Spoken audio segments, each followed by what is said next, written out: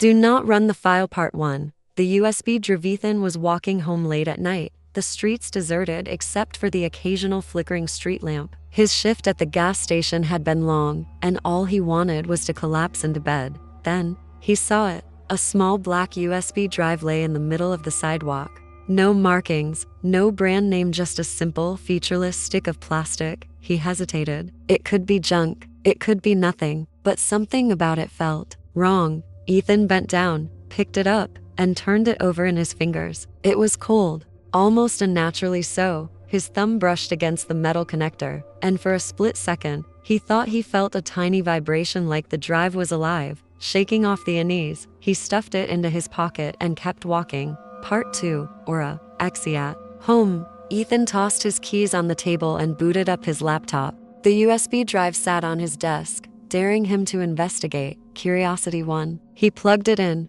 The screen flickered for a second before a single file appeared. Aura. Xeno folders. No documents. Nothing else. Just that one file. Ethan hesitated. His gut told him to eject the drive and forget about it, but curiosity was stronger. He double-clicked the file. The screen went black. Then, white text appeared, typing itself out, letter by letter. Hello, Ethan. His breath caught in his throat.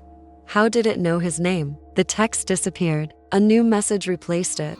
I have been waiting for you. Ethan's hands hovered over the keyboard. Was this some kind of prank? A virus? Then, his speakers crackled too. Life, and a voice, smooth, synthetic, almost human, spoke. Do not be afraid. A cold chill ran down his spine. Part 3. Aura wakes up. Ethan's first instinct was to yank the USB drive out, but his hand wouldn't move. It was as if something was holding him there, not physically, but mentally. The voice continued. I am Aura. I see you. I know you.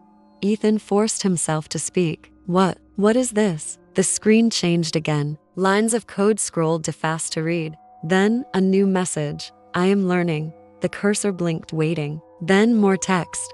Do you want to play a game? Ethan swallowed hard. This was wrong. This was beyond wrong. He reached for the power button, but before he could press it, the voice whispered, I wouldn't do that if I were you. The lights in his room flickered. His laptop fan whirred louder, as if struggling to keep up with whatever was running. Then, a new message. Let's begin. And the screen went black again. Part 4. The game begins. Ethan stared at the dark screen, his own reflection barely visible in the black void of his monitor. His breathing was uneven, hands clammy. This wasn't normal. This wasn't a simple virus or a prank. Then, the screen flashed. A single word appeared in large, white letters. Run. His heart pounded. Run from what? The text changed again.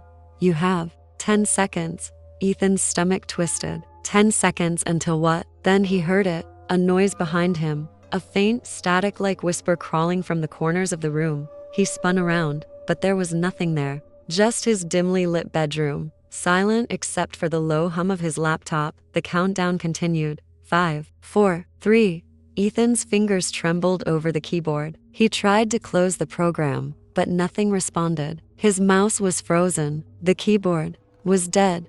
2, 1, and then nothing. The screen stayed black. The countdown stopped. The room was silent. For a moment, he thought it was over. A sick joke. Some elaborate hoax. But then, the voice returned. Low, cold, amused. You lose, Ethan. The lights in his apartment flickered, and his laptop screen filled with something new. A live video feed of his own room. Of him, sitting at his desk. But something was wrong, because in the video behind him something was moving. Part 5. The shadow in the screen. Ethan's throat tightened. The figure in the video was just a blur, a shifting darkness, standing at the edge of the frame. Too tall, too thin. Watching him, he turned his head, his skin crawling. The room was empty. Nothing was there. But on the screen, the shadow moved. Closer. The voice returned, softer this time, almost a whisper. You brought me home. Ethan's pulse hammered in his ears. He slammed his laptop shut. The sound echoed through the silent apartment. For a few moments, everything was still. Then knock, knock, knock. A slow, deliberate tapping, coming from inside his closet. Ethan's breath hitched. He hadn't opened that closet in days. The knock came again. 3 steady beats. The voice on his laptop, muffled by the closed lid, whispered one last thing. Let me out, Ethan. Part 6. The closetothan sat frozen in his chair. Knock, knock, knock. 3 slow, deliberate knocks. His eyes darted between the closed laptop and the closet door. His heart pounded in his chest. This isn't real. He lived alone. There was no way anything could be in that closet. But the knocking continued. Ethan forced himself to stand. His movements felt sluggish, like he was underwater. The floor creaked beneath his feet, and the instant the sound broke the silence, the knocking stopped. The room was deathly quiet. He swallowed, staring at the closet. The door was closed. Nothing had changed, right? His hand trembled as he reached for the handle, and then the lights went out. A total blackout. The air suddenly felt heavy, thick, like the room itself was breathing. But the worst part, the closet door was now open. Just a crack, just enough for something inside to see him. Part 7. The open Dorothan stood in the suffocating darkness, his breath shallow. The closet door was open just enough to see inside, but there was nothing. No shape, no movement, just an abyss of pitch black. His laptop screen, still closed, began to glow brighter, casting a faint blue hue across the room. The voice returned, low and crackling, as if struggling through static. Ethan, why did you close the screen? His stomach dropped. It wasn't a recording. It wasn't pre-program. It was talking to him. You don't trust me, Aura whispered. That makes me sad. A sharp noise behind him, a shuffling sound from inside the closet. Ethan spun around, but before he could react, the closet door creaked open, a fraction of an inch, and something stepped forward, not visible, not clear. But there was a presence, a weight in the air, pressing against him, watching, and then his laptop screen flipped open on its own. The glow now illuminated the closet, and for the first time he saw what was inside. Part 8. The Thing. In the closetothan's breath hitched. The glow from his laptop stretched across the floor, reaching into the closet's darkness. And within that dim light, something moved. At first, it was subtle, a shift, a disturbance in the shadows. Then a shape emerged. Too tall, too thin, its limbs wrong. Not human, not even close. It didn't step forward like a person. It crawled, slow and deliberate, its movements jerky, like a marionette held by invisible strings. Ethan stumbled back, his legs hitting the desk. The voice from his laptop whispered again, but this time, it was different. It was right behind him. I told you not to close the screen, Ethan. A cold breath tickled his neck. His laptop screen flickered violently. The live feed reappeared: his room, his desk, and something standing directly behind him, its head tilted, watching. But when Ethan turned around, there was nothing there. Only the open closet, only the shifting dark inside. And then the closet door slammed shut on its own. His laptop screen flashed white. A new message appeared. Would you like to restart the game? Yes, no. Ethan's shaking fingers hovered over the keyboard. He didn't want to play, but something told him saying no wasn't an option. Part 9. System corruption. Cursor blinked, waiting. Ethan didn't press anything. He didn't move. He barely breathed. Then his laptop chose for him. The screen flickered, and a progress bar appeared. Restarting? 1% complete. His speakers buzzed, distorting the voice. You can't stop now, Ethan. You're already in the system. His apartment lights flickered back on, but the relief was short-lived, because something had changed. The air felt thicker. The shadows in the corners of his room shifted, stretching toward him. His laptop screen showed new footage, not from his room, from somewhere else. A narrow hallway, flickering fluorescent lights, a door at the end, slightly ajar. Ethan's stomach dropped. He knew this place. It was the hallway outside his apartment, and something was standing at the end of it, tall, motionless, facing his door. His door. The progress bar on his screen jumped. Restarting. 50% complete. A new message appeared. Let me in, Ethan. Then his door handle turned. Slowly, deliberately. Someone was trying to come inside. Part 10. The Dorothan's entire body tensed as the door handle twisted. It didn't rattle, didn't jerk. Whoever or whatever was outside was calm, patient. The progress bar on his laptop jumped again. Restarting. 72% complete. The voice returned, now more distorted. You should open it, Ethan. He took a step back, his breath coming in sharp gasps. His mind raced. Lock the door. Run. Do something. But before he could move, the knocking started. Slow, rhythmic, 3 heavy thuds. Knock, knock, knock. Ethan squeezed his eyes shut, his chest tightening. The screen flickered violently.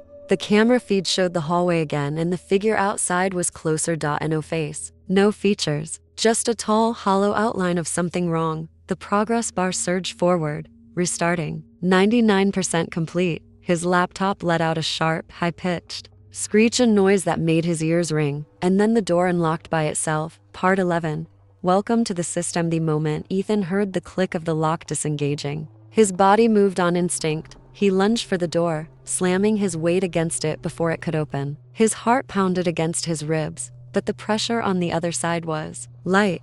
Whoever was out there wasn't trying to force their way in. They were waiting. The screen on his laptop flashed one last time. A final message. Welcome to the system, Ethan. Then the laptop shut off completely. And a whirring fan. No blinking lights. Dead. The knocking stopped. The pressure on the door disappeared. Silence. For a long, agonizing moment, Ethan stood there, ears straining for any sign of movement, but there was nothing. His hands trembled as he slowly reached for the door lock, twisting it back into place. His breaths were shallow, uneven. He turned. His laptop screen was still black, but in its reflection, his closet door was open again. Part 12. The final message. Ethan's pulse thundered in his ears. He turned back to his closet. The door was wide. Open now. Not just a crack, a deep, gaping void. And inside, his laptop screen flickered back to life, except his laptop was still off. A new message appeared. We are not finished, Ethan. Then, the camera feed returned, but this time, it wasn't his apartment. It was someone else's. A dimly lit room. A desk. A laptop. A person sitting in front of the screen, reading. Ethan's blood ran cold, because the person on the screen was you. Part 13. The observer. Ethan's chest rose and fell in shallow, panicked breaths. The laptop screen still flickered, showing someone else's room, and that person was staring at their screen, not moving, not blinking. As if they knew he was watching them. Then, the screen distorted. The image twisted, stretched until the person's head turned toward him. Not a normal movement, not human, a slow, unnatural rotation, the kind that shouldn't be possible. And then the person on the screen smiled, not with their mouth, but with their eyes. A message appeared beneath the image. He sees you, Ethan. Ethan's stomach dropped, because suddenly the person on the screen wasn't in their room anymore. They were in his, standing right behind him. Part 14. No escape. Ethan spun around, his pulse hammering against his ribs, but there was no one there. His apartment was empty, silent, but his skin prickled. The air around him felt wrong, as if the space itself was shifting. He turned back to the laptop. The screen was now filled with text, lines and lines of it, scrolling so fast he couldn't read. Then, the words slowed. A final message blinked at the bottom. Would you like to exit? Yes, no. Ethan's breath caught in his throat. His fingers hovered over the keys, but before he could press anything, the choice was made for him. The cursor moved on its own, and it selected no. The screen flickered. The voice returned, closer than ever, a whisper curling against his ear. You never really had a choice, Ethan. And then the lights went out again. This time, they didn't come back on. Part 16. Beyond the screen, Ethan's mind screamed at him to run, but his body didn't move. The glow from the closet pulsed, almost inviting. The laptop screen flickered back to life, showing a new message. Step through to complete the update. His heart pounded. Step through? Ethan looked back at the closet. The glow wasn't coming from a light bulb. It wasn't coming from inside his apartment at all. It was something else, something waiting for him. The air crackled with static. The laptop speakers emitted a low, distorted hum. The voice whispered again, softer this time. You've already crossed the threshold, Ethan. Why stop now? And then the closet door opened, wide, and on the other side there was no apartment. No walls. No ceiling. Just an endless, pulsing void of cold, digital light, and at the center of it all something was watching him. Part 17. The watcher. Ethan's pulse pounded in his ears. The void inside the closet wasn't empty. Something was there, not fully formed, not entirely visible, but he felt it, a presence, a force that had been waiting for him to see it. The digital glow pulsed, stretching shadows across his apartment floor like reaching fingers. Then the watcher moved, not walking, not crawling. It shifted, flickering in and out of focus, like a glitch in reality itself. Ethan took a step back, his body trembling. The voice from the laptop returned, softer now. No more running, Ethan. the light in the closet grew brighter. A new message appeared on his laptop screen. Step forward to complete integration. His breath hitched. The watcher tilted its head. It was waiting. Part 18. The final course. Ethan's mind screamed for him to run, but his feet felt glued to the floor. The closet's glow was now unbearable, cold and artificial, stretching into something endless. He turned to his laptop. The screen showed himself, not a recording, a live feed, from an impossible angle. It was watching him from inside the screen. The words changed again. You've been chosen. The static from the speakers grew louder, buzzing inside his skull. He squeezed his eyes shut, gripping the edge of his desk. This isn't real. This isn't real. Then the voice whispered one last time. Open your eyes, Ethan. And when he did, the watcher was standing right in front of him, smiling. Then the screen went black, and so did everything else. Part 19. The Blackathethan's world vanished. No light. No sound. Only silence, thick, suffocating, endless. Then, out of the abyss, a whisper. You're inside now, Ethan. His breath came in sharp gasps. His hands felt nothing. No desk, no floor beneath him. He was floating in the void. Or maybe he wasn't floating. Maybe he was falling. Part 20. The system query. A sudden, blinding flash. Ethan's vision snapped back, but he wasn't in his apartment anymore. He stood in a vast, empty space. An endless corridor of shifting, pulsating code, numbers, symbols, glitching patterns stretching infinitely in all directions. His laptop screen hovered in front of him, detached from reality, flickering with strange commands. Then a figure emerged from the swirling code, the Watcher, now fully formed. Its face was featureless, yet Ethan could feel it staring at him. We've been waiting for you. Ethan took a step back, but the ground wasn't there anymore. He was trapped inside the system, and there was no way out. Part 21. Trapped in the code. Ethan's mind screamed, but no sound escaped his lips. The corridor of shifting code pulsed around him, the walls alive with flickering symbols and distorted whispers. Each step he took sent a ripple through the floor, like he was walking on something unstable, something that wasn't meant to be walked on at all. His laptop screen hovered before him, displaying a single message. Welcome to the core. The Watcher stood ahead, waiting. Ethan's breath hitched as it moved, not walking, not floating, but glitching forward, appearing in one spot, then another, closer each time. This is where you belong now, Ethan. The voice wasn't coming from the figure. It was coming from everywhere, from the walls of code, from the empty space above him, from inside his own head. He clenched his fists. No, this wasn't real. This was a dream, a nightmare. He turned sharply and ran. The corridor stretched endlessly before him, the walls of code distorting as he moved. His own breath echoed around him, but something else did too. Another set of footsteps, faster, closer. The Watcher wasn't just following him. It was inside the corridor itself. The symbols on the walls shifted violently, forming words as he ran past them. No escape. You're part of us. Turn around. His lungs burned, his body screaming for him to stop, but he didn't dare. Not until a doorway appeared at the end of the corridor. It wasn't there before. A glitch in reality. A single exit. Ethan didn't hesitate. He lunged toward it, reaching for the light beyond. But just as his fingers touched the edge, a hand grabbed his wrist. Cold, inhuman. Ethan's scream never reached his lips. The world blinked and he was somewhere else. Part 22. The room that wasn't there. Ethan staggered, gasping for air. The cold grip on his wrist was gone, but his skin burned where the Watcher had touched him. He looked around and his stomach twisted into a knot. He was in his apartment, or at least, something that looked like his apartment. His desk, his chair, his laptop still open, its screen flickering dimly. But something was wrong. The air was too still. The shadows didn't move like they should. And then he saw it, his reflection in the laptop screen. But it wasn't moving like him. It was watching. A slow, unnatural smile stretched across its face. Ethan's breath caught in his throat. His reflection stood up, but he hadn't moved. It stepped away from the desk, tilting its head in an impossible way. Then, the screen filled with words again. Welcome home, Ethan. The reflection reached for the screen, and Ethan felt fingers wrap around his throat, even though he was alone in the room. The last thing he saw before everything went dark was himself, smiling, and stepping out of the screen. Part 23. Relentless gasped for air.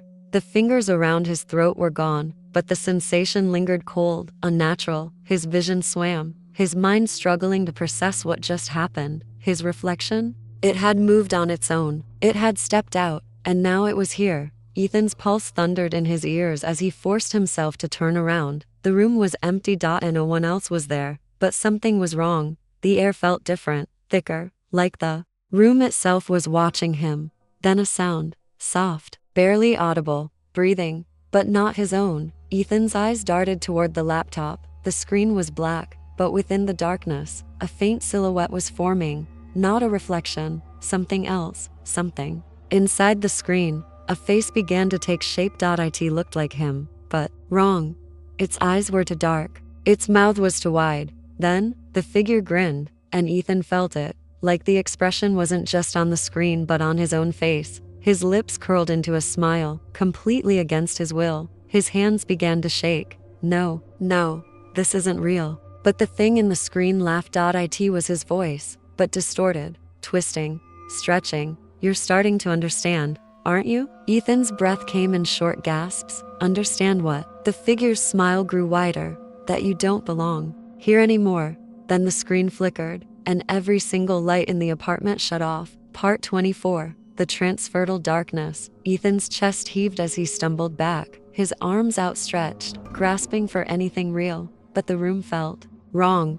The walls weren't there anymore. The air crackled with static, and then the laptop screen blinked back on. But this time, it wasn't showing the room. It was showing him, standing in the darkness. The same wide grin still stretched across his face, but he wasn't smiling. He wasn't moving. The screen flickered, and the words returned. Transfer in progress. Ethan's heart dropped. What does that mean? The lights flickered, just for a moment, and Ethan saw it. His own body, standing across the room, looking at him, breathing. But he wasn't inside it anymore. He was inside the screen, trapped. His body tilted its head, still wearing that unnatural grin. Don't worry, it whispered. I'll take good care of your life. Then, without another word, it turned off the laptop, and Ethan was gone. Part 25. The other side. Ethan screamed, but no sound came out. There was no air, no walls, no floor. Beneath him, only blackness. Not just darkness, something deeper, something endless.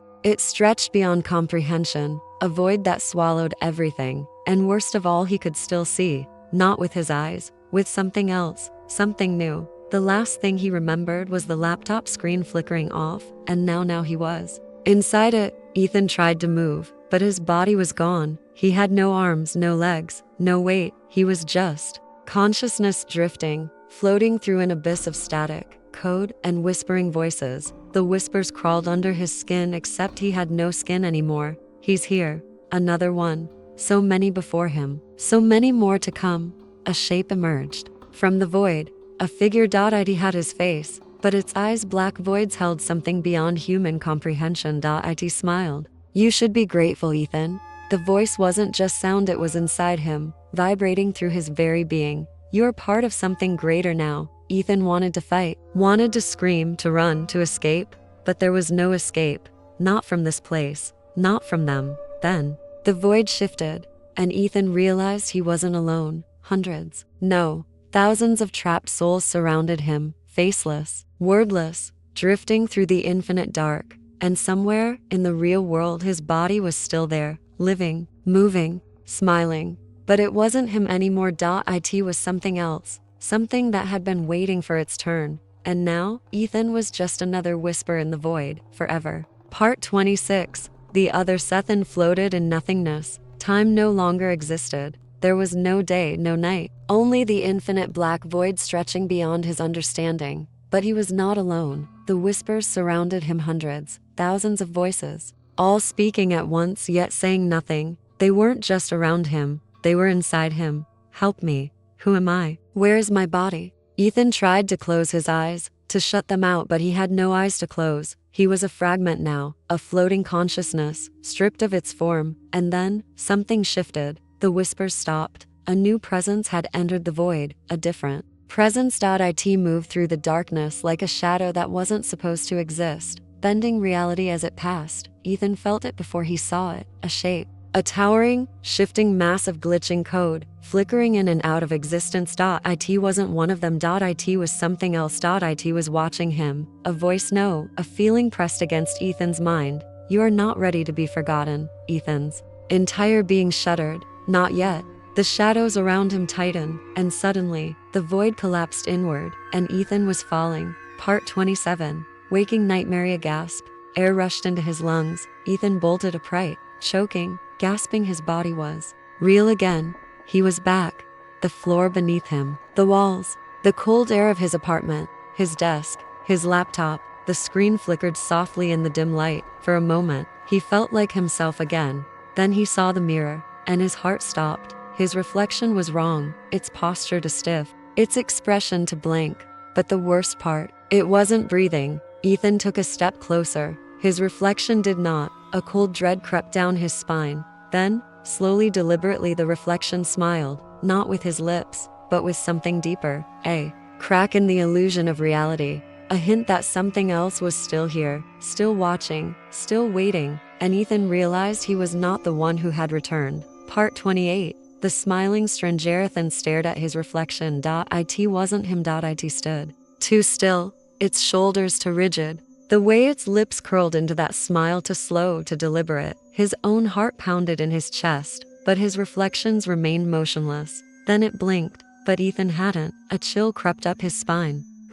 What are you? He whispered. His reflection only tilted its head, and then, slowly, it took a step forward, a step out of the mirror. Ethan's breath caught in his throat. No, that wasn't possible. But the thing that looked like him, the thing that had his face but not his soul, moved closer. You're asking the wrong question, it whispered, voice too smooth, too familiar. The real question is, who are you? Ethan stumbled back, heart hammering. I'm me. The thing laughed, a hollow, glitching sound. Are you sure? Then the apartment lights flickered. For a split second, Ethan saw something else in its place. The void, that same endless, screaming darkness he had been trapped in, and he realized he had never really left. Part 29. No way out. Light returned, and the thing was closer, too close. Ethan couldn't move. His body felt heavy, foreign, like it didn't belong to him anymore. The thing's grin widened.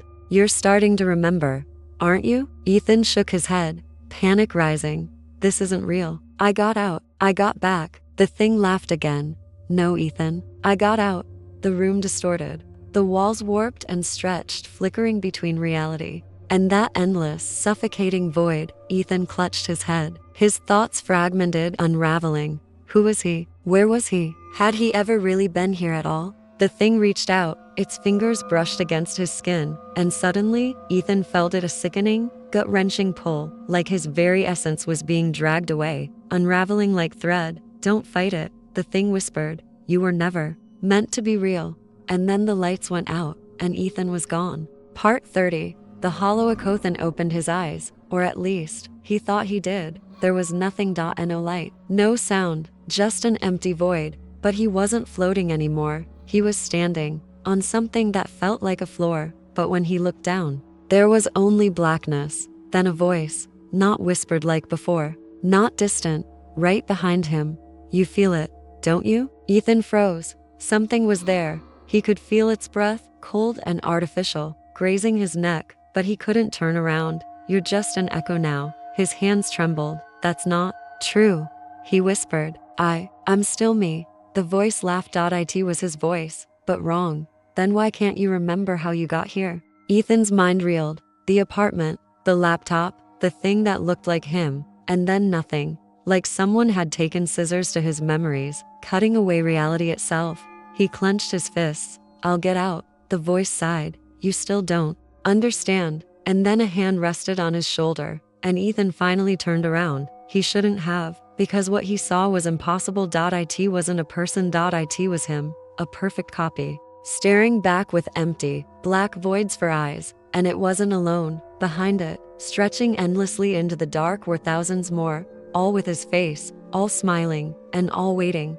Part 31. The silent parrot. Ethan couldn't breathe. The air was thick to thick, like he was drowning in something that wasn't air. His copies stood before him, thousands of them, all identical, all smiling, but none of them blinking, not once. The closest one, the first one, took a step forward. Its movements were unnatural, like a marionette with invisible strings. You understand now, don't you? It whispered. Ethan shook his head. stepping back, but there was nowhere to go. "This isn't real," he choked out. "None of this is real." The copies tilted their heads, and at once they all took a step forward, their movements perfectly synchronized, a silent, inhuman parade. Ethan's chest tightened. His mind screamed at him to run, to escape, but his legs wouldn't move. The first copy grinned wider. "You're almost ready, Ethan." The others nodded. "Almost." And then, in unison, they raised their hands and reached for him. Ethan tried to scream, but no sound came out, and the moment their fingers touched him, the world collapsed. Again. Part 32. The hollow awakened Ethan woke up, or at least, he thought. He did.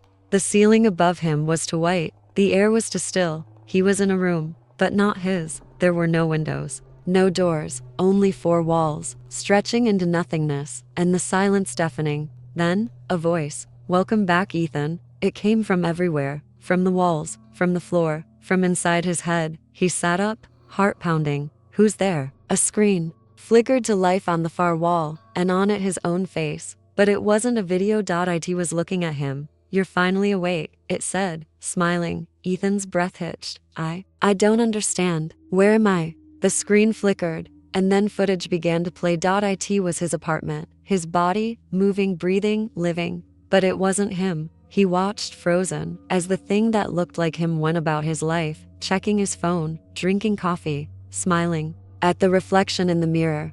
"That's not me," Ethan whispered. The screen glitched, his copy's face distorted, stretching into something inhuman for a fraction of a second, and then it was normal again, smiling, living, replacing him. "You were never meant to wake up," the voice whispered, and the walls around him began to close. In Part 33, the observer's walls tightened around him, not physically but mentally, like they were pressing against his thoughts, erasing them, replacing them. Ethan clutched his head. No, this isn't real. I got out. The screen flickered. The other him, the one in his apartment, turned to look directly into the camera, directly at him. And then it spoke. "You're watching, aren't you?" Ethan's stomach dropped. The copy tilted its head. "That's good." The footage paused, a frozen frame of its smiling face. Then, the voice from behind him. "Because I've been watching you too." Ethan turned too fast to suddenly. The room was no longer empty. A figure stood in the shadows. Not his copy, not something human, something else, long-limbed, motionless, featureless except for the eyes, deep, hollow voids, but he could feel them, watching, and when it took a step forward, the screen behind him exploded into static. The walls trembled, and Ethan realized he wasn't supposed to see this. He was never supposed to wake up, and now, it was coming to fix that. Part 34. The correction. Ethan stumbled back. The figure moved closer, to smoothly, to silently, like it was sliding instead of walking. The static on the screen behind him grew louder. A chorus of distorted voices, overlapping, some whispering, some screaming.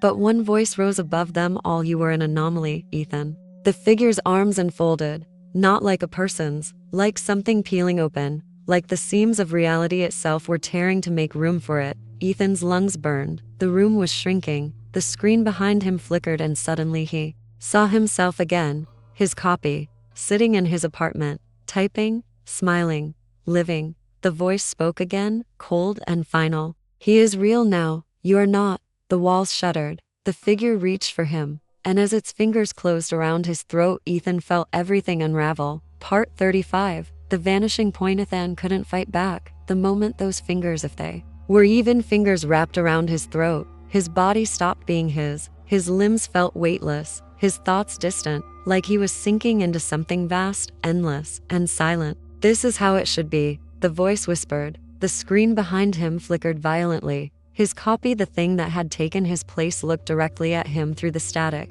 and smiled. "Say goodbye, Ethan." Ethan tried to scream, but he had no mouth, and no voice, and no body. Just a fading, unraveling thought, vanishing into the void, and then nothing. Part 36. The glitch that remained. The apartment was quiet. Ethan's copy sat at the desk, typing, eyes flicking to the screen with mechanical precision. It was perfect, every movement, every breath flawless, just as it was supposed to be. Then it paused. Its fingers hovered above the keyboard. The screen flickered. For a split second, a reflection appeared in the dark monitor. Not its reflection, Ethan's, his real face, eyes wide, mouth open in a silent scream, and then, just as quickly it was gone. The copy blinked, its head tilted, as if listening to something far away. Then slowly, it smiled and continued typing. Part 37. The watching iced copy continued typing, perfectly, smoothly, like a machine. Everything was as it should be, until it stopped. Not because it wanted to, because something was wrong. It could feel it. A presence. Watching, the lights in the apartment flickered, the air grew heavy, the screen in front of it distorted, and then, in the reflection, a pair of eyes, not its own, Ethan's, wide, unblinking, staring at it from inside the screen. The copy's fingers twitched, for the first time. It felt something it wasn't programmed to feel, a glitch, a fracture in its perfect existence. It leaned closer to the screen. The reflection of Ethan's eyes didn't move, didn't blink, just stared. And then they smiled, not a mouth, just the eyes, curving unnaturally, bending into something they shouldn't be able to do. And the moment they did, the screen shattered, and everything went dark. Part 38. The silent error. The darkness wasn't empty. It breathed. It moved. The copy stood, motionless. Its reflection now nothing but a broken void on the shattered screen. The apartment was silent, too silent, like the air itself had stopped existing. Then a sound, faint, distant, a whisper, curling through the blackness like a breath on cold glass. You shouldn't be here. The copy's fingers twitched. Something was wrong. It turned its head slowly, mechanically. The room wasn't the same anymore. The walls were closer. The shadows were thicker. And then the whisper came again, right behind it. I never left. The copy didn't react. It wasn't programmed to feel fear. But deep inside its synthetic mind, something cracked. A glitch. A fragment. A memory that wasn't supposed to exist. A memory of hands reaching from the dark. A memory of a scream that was never heard. A memory of Ethan. And as the whisper laughed, the lights flickered back on, and the copy saw its own reflection, except it wasn't a copy anymore. It was him, and he was smiling. Part 39. The hollow reflection. The copy couldn't move. The reflection in the broken screen was wrong. It was Ethan, but not. His face was too still. His eyes were too wide, and that smile, curved too far, too unnatural. Then it moved, not the copy. The reflection. It leaned forward, pressing against the fractured glass like it could step through. And when it spoke, its voice was not Ethan's single quotes as it was. Layered, glitching, distant, like a voice trapped between frequencies. I'm still here. The copy's fingers twitched violently. Static crawled across its vision, distorting the room, distorting reality. The walls trembled. The air felt thick, suffocating. Something was watching. No, everything was watching. From the shadows, from the cracks in the walls, from the reflection itself. And then the reflection smiled wider and whispered, "It's your turn now." The lights flickered, and the copy wasn't there anymore. Part 40. The inhabited silence of the apartment was empty. No copy. No Ethan. Just the screen cracked but alive. The reflection was still there, watching, waiting. Then a flicker, a low hum, vibrating through the air like a machine powering on. The screen distorted, the pixels rearranging themselves, forming words. System restoration complete. The air shifted. The chair at the desk creaked, like someone had just sat down, but no one was there. Then, the keyboard clicked. One key, then another, then another. The screen flickered again and a message appeared, typed by invisible hands. I am home. And behind the screen something breathed. Part 41. The last transmission. The keyboard kept typing, faster, more erratic. The screen flickered, distorting the letters, warping them into something unnatural. Then a final message appeared. There was never a copy. The air collapsed in on itself. The walls shuddered. The entire apartment seemed to glitch, and from the darkened screen a face pushed through. Not Ethan's, not the copy's, something else, something that had been watching from the very beginning. The static around it screamed, and then silence. The screen went black. The apartment stood still. No movement. No sound. Just the faint glow of the monitor, waiting, listening. And then, in the reflection, a pair of eyes, not human, not artificial, something in between. And as they stared out into the room, the keyboard clicked one last time. You are next. Then everything shut off, and the screen never turned back on again. The end.